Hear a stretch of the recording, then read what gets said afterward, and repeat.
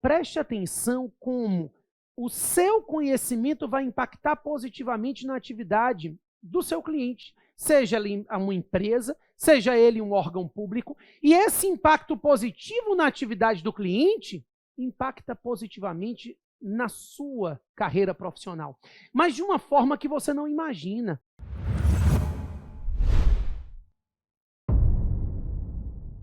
Olá pessoal, sou Matheus Carvalho e esse é mais um vídeo de um projeto lançado para te tornar especialista reconhecido.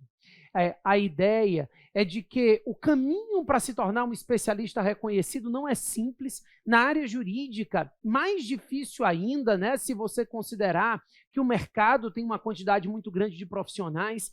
E eu enxergo que a nova lei de licitações abre um espaço e uma oportunidade para aqueles que querem se tornar especialistas reconhecidos na área.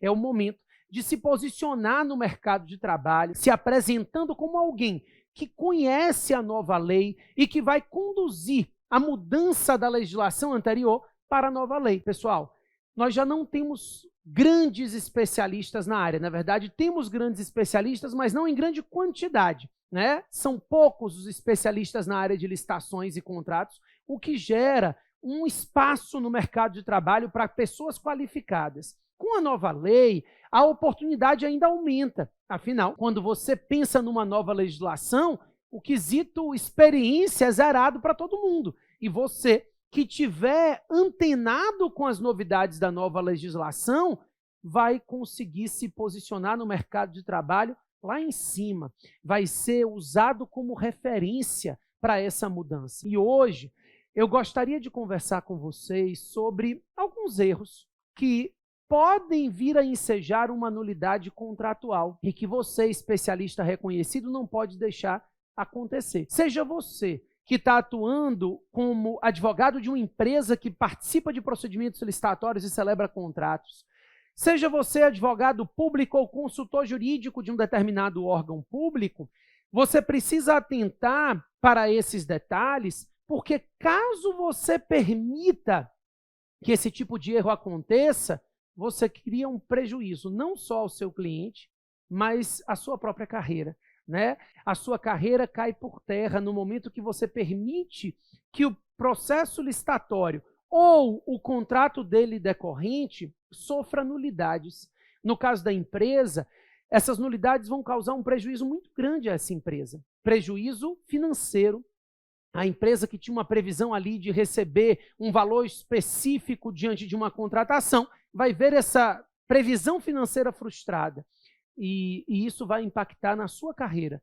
Você, como advogado dessa empresa, vai ser alguém não confiável mais. E isso se espalha no mercado de uma forma muito rápida. Da mesma forma, em sentido contrário. Se você apresenta soluções para equívocos e para problemas no contrato administrativo, também anda muito rápida a ideia de que você é alguém que soluciona os problemas, né? Da mesma forma, você que é consultor jurídico de um município, você que é advogado público, você causa um prejuízo ao órgão público muito grande, no que tange ao tempo, ao custo e principalmente a responsabilização dos gestores, mas o problema não é para o órgão público, o problema é para você. Enquanto consultor jurídico, qual é o espaço profissional que você quer ocupar, né? Como você quer ser visto no mercado, profissionalmente falando? Como alguém que soluciona ou como alguém que não atenta para erros que podem ensejar e ensejam nulidade dos contratos, né? Ó, para você ter uma ideia, eu vou trazer para vocês um exemplo de equívoco no que diz respeito a subcontratações e que vai gerando nulidades contratuais e que pode gerar problema tanto para a empresa quanto para o órgão público, ou seja, para os clientes, né? Para aquele advogado que atua ali prestando consultoria para a empresa e para aqueles que atuam prestando consultoria ou advogando para o órgão público, qual é o problema?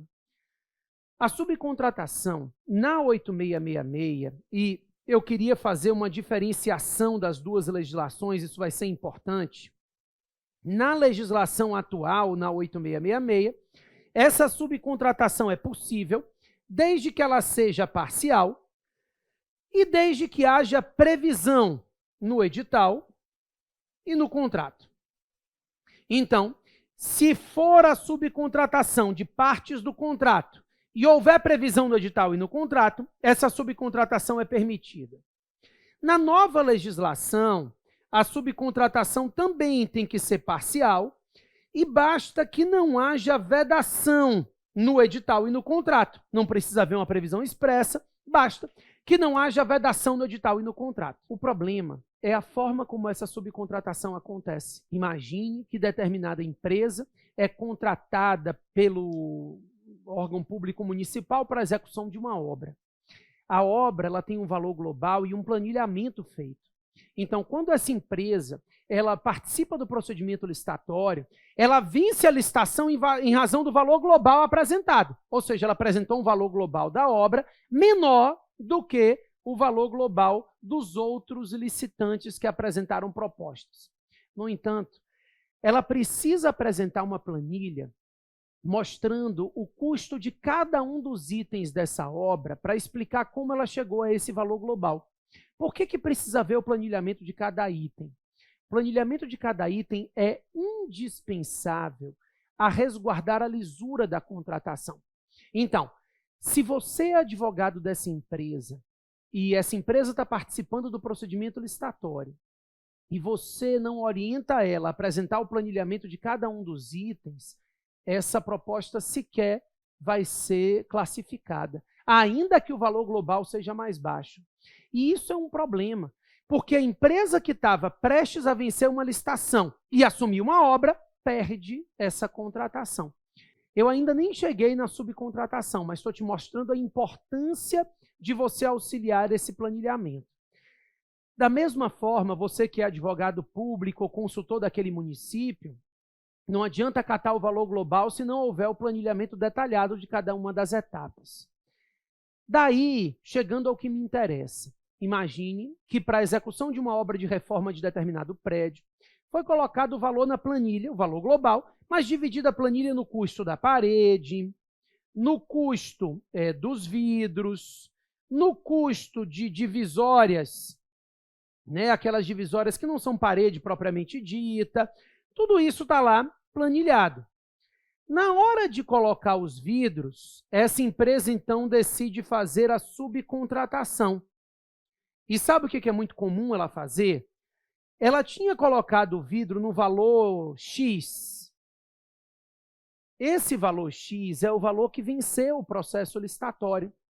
Então, na hora de colocar os vidros e montar ali a fachada de vidro, de janela e tudo mais, não importa se ela vai fazer diretamente ou ela vai subcontratar, o preço daquela atividade ali é aquela que está planilhada e que foi vencedora da licitação, né? Então, a licitação chegou lá um valor final de 10 milhões de reais, desses 10 milhões, 3 milhões de parede,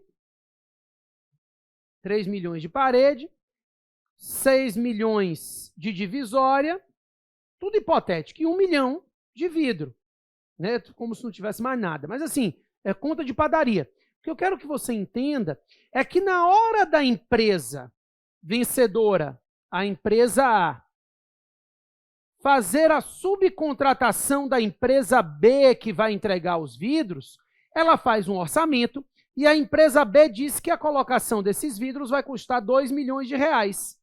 O que essa empresa faz? Diz ao órgão público, olha, fiz 3 orçamentos, consegui uma empresa C, D, E, todas foram mais caras. A mais barata foi essa, 2 milhões. Você concorda? E aí o órgão público desconcorda. E aí ele paga 2 milhões de reais para colocar vidros, sendo que a proposta vencedora era 1 milhão. Então é importante entender que a subcontratação de partes do contrato tem que se dar pelo preço que foi licitado e pelo preço da proposta apresentada. Não me importa se na hora da subcontratação ele vai ter que pagar mais a subcontratada. A relação de particular contratado pelo poder público e o subcontratado é uma relação que não atinge o Estado. E isso é muito comum. Em contratos de manutenção predial, isso é muito comum, por exemplo, né? Eu faço uma contratação de uma empresa que vai fazer a manutenção predial, e aí ela coloca os preços todos, chega na hora de colocar a porta, ela tinha feito na licitação a proposta de porta a R$10. E aí agora ela diz, olha, o meu carpinteiro não está podendo, eu vou ter que fazer uma subcontratação. Permite? Permito. Aí ela faz 3 cotações e diz, a porta mais barata que eu achei para colocar é R$30. Digo, não. O valor planilhado foi 10. Mas a subcontratação, eu fiz uma pesquisa de mercado. Não importa a pesquisa de mercado. O valor planilhado é o valor apresentado na proposta. Ele venceu a licitação porque ele ofereceu aquilo ali a R$10. Então, esse é um erro muito comum nos órgãos públicos. É um erro comum que o gestor desse órgão, analisando essa pesquisa de mercado feita pela empresa, aceite que aquela atividade seja executada com um custo mais alto. E isso vai gerar prejuízo à administração pública. E nós estamos preocupados com prejuízo à administração? Até estamos. Mas não é o foco aqui. O prejuízo à administração significa o prejuízo à sua carreira. Você, advogado daquele município, você, consultor jurídico daquele órgão público, vai, diante de uma nulidade do contrato, gerar responsabilização do gestor, com o qual você atua diretamente. É possível, inclusive, que haja sua responsabilização, mas pior do que isso, você deixa de ser conhecido como alguém que entende do processo licitatório. Naquela região, quem vai querer contratar um consultor jurídico que teve contratos declarados nulos pelos órgãos de controle, né? Então, por outro lado, se você apresenta as soluções e nega esse tipo de evento que geraria nulidade do contrato, você é enxergado como aquele consultor jurídico que resguarda o direito do gestor. Então, enquanto gestor, o que eu quero é um advogado, é um consultor jurídico que vai efetivamente verificar nulidades e vai me apontar essas nulidades para evitar minha responsabilização. E é assim que você se posiciona.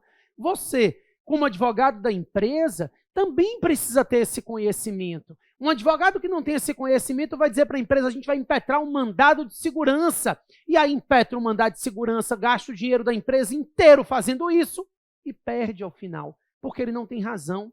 E aí essa empresa vai espalhar no mercado que você é um advogado que não entende nada do processo licitatório, né? Então, isso é importante que você tenha na cabeça, que você consiga demonstrar ao seu cliente o poder do conhecimento no que diz respeito à atividade dele.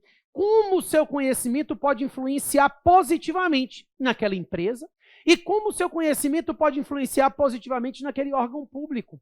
Mais uma questão de subcontratação, a lei agora estabelece que para que haja subcontratação, basta que não haja vedação no edital e no contrato. Daí, a empresa X pretende subcontratar, a gente está na nova lei agora. E quando ela pede a subcontratação, o gestor diz, não, não pode, porque você, agente, né, de consultoria ali, disse não pode subcontratar, porque não há previsão no edital e no contrato.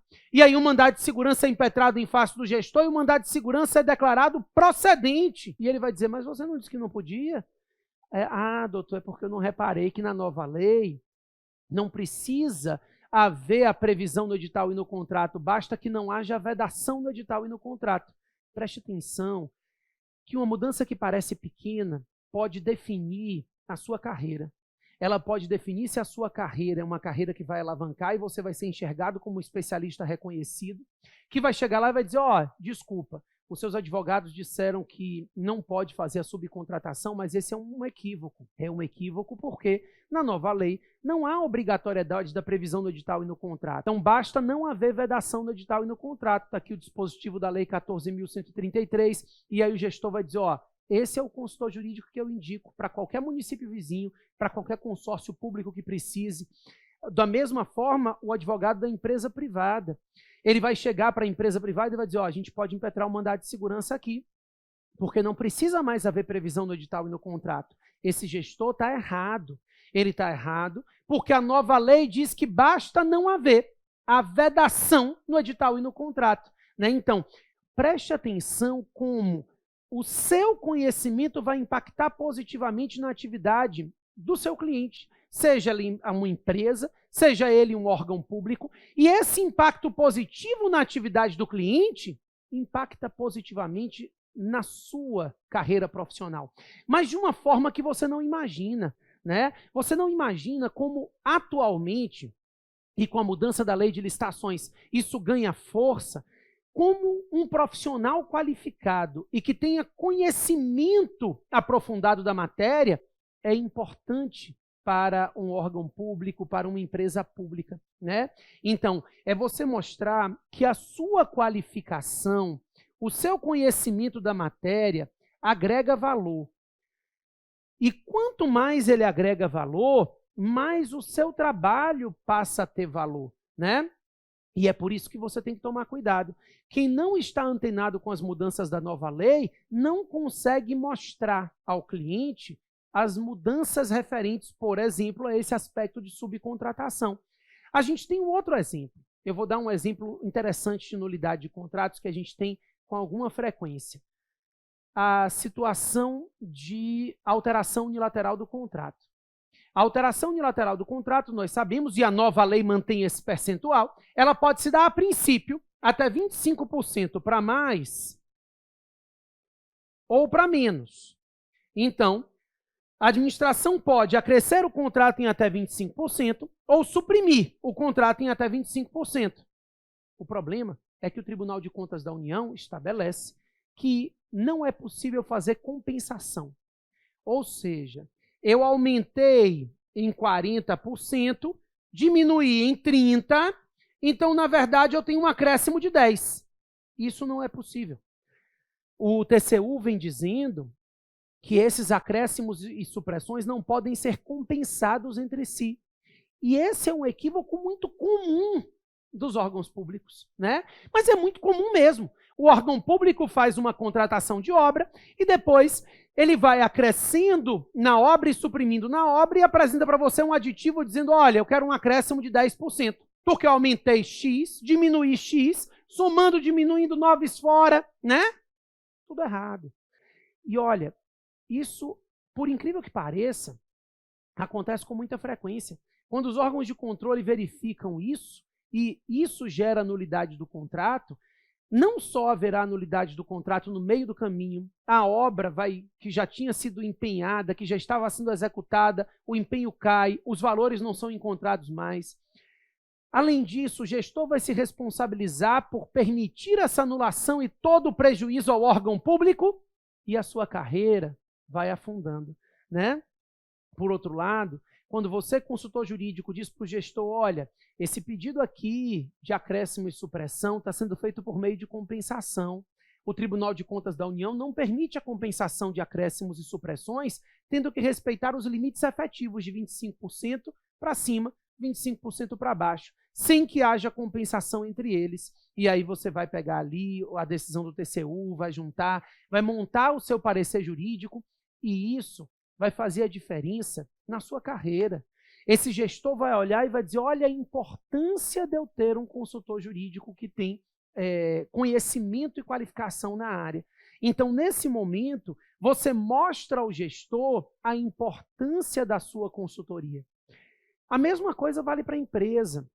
Você, advogado dessa empresa, vai dizer a ela, olha, se a gente fizer esse tipo de acréscimo e supressão, ainda que a administração aceite, isso vai gerar nulidade desse contrato.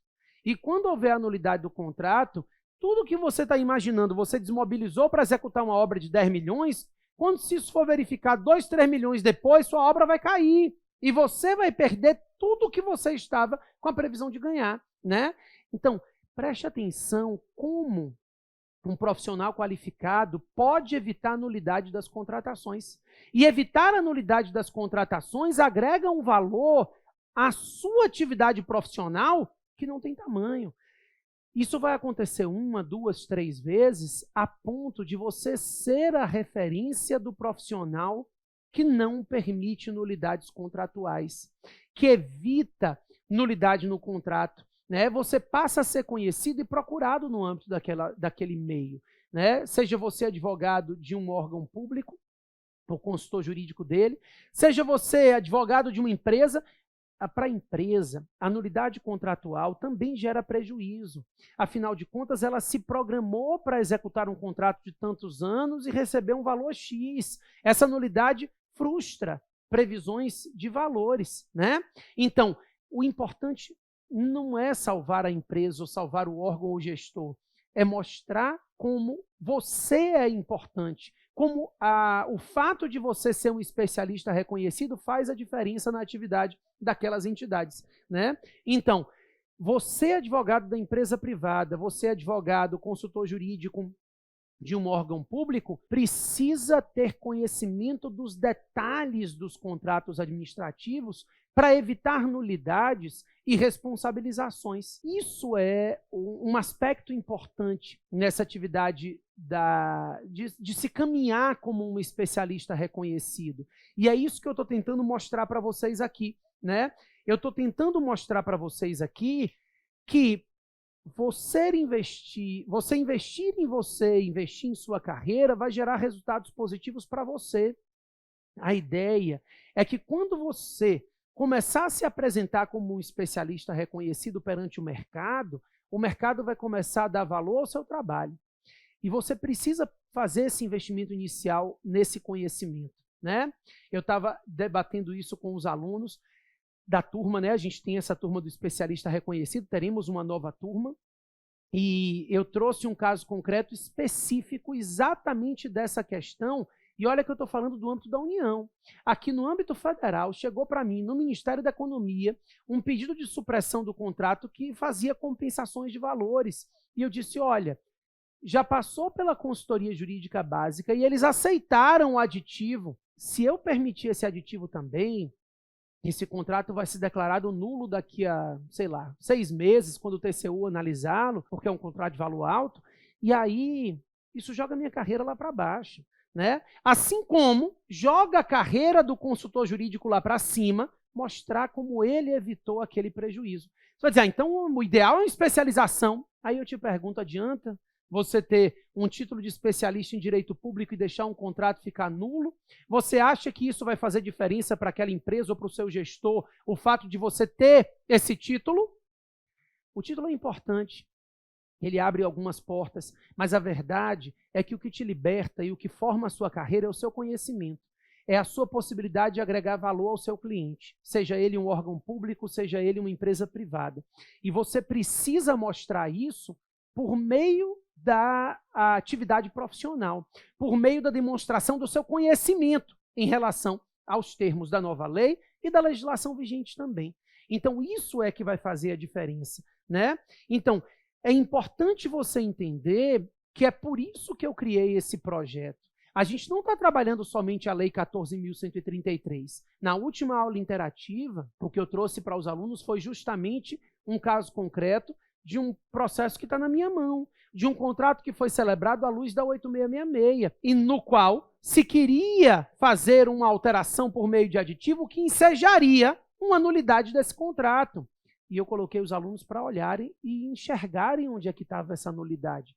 Isso é importante. Estar junto com especialistas que vão trabalhar com vocês os temas é o que faz a diferença. Nesse momento, nós estamos no olho da mudança. E no olho do furacão aqui da mudança, aqueles que são especialistas e que se ajudam mutuamente vão criar uma estrutura de, como é que eu posso dizer, de grupo. As pessoas irão conhecer esses especialistas e um vai ajudar o outro. Porque eu vou ser chamado para uma palestra e eu vou dizer, olha, é um congresso, eu preciso de mais 5 ou 6. Olha, tem fulano de tal, Beltrano, Cicrano. Então, esse tipo de coisa vai acontecer porque na hora da mudança a gente precisa estar ao lado dos especialistas, né? Então, é por isso que a gente criou esse novo curso. Existe uma comunidade em que todos participam, inclusive eu. A gente tira todas as dúvidas, a gente analisa cada um dos processos licitatórios. E olha, hoje eu estou trabalhando muito mais nas dúvidas dos processos vigentes, então muito mais na 8666 do que na nova lei. Mas eu faço questão de trabalhar cada um dos casos, dizendo, olha, já na nova lei vai ser da seguinte forma, já na nova lei vai ser de outra forma. Você precisa ter esse conhecimento prático. Não que a especialização, uma pós-graduação não te ajude, mas aqui o especialista reconhecido vai te dar